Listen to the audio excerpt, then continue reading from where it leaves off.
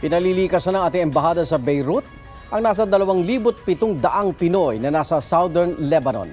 Ayon kay Department of Foreign Affairs Undersecretary Eduardo De Vega, may mga pagsabog sa Southern Lebanon dulot ng giyera sa pagitan ng Israel at Hamas Group.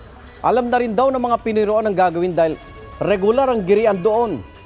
Ilan naman sa mga Pinoy nasa West Bank gusto nang lumikas pero hindi para umuwi kundi lumipat lang sa Jordan.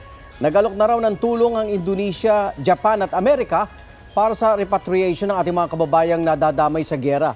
Sabi ng DFA, kaya pa ng ating gobyerno na sila'y iuwi.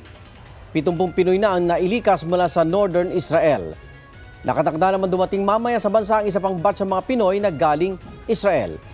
Para sa mga OFW na apektado ng gulo sa Lebanon at Israel-Gaza border, maaaring makontak ang help desk ng Lebanon na bukas 24/7.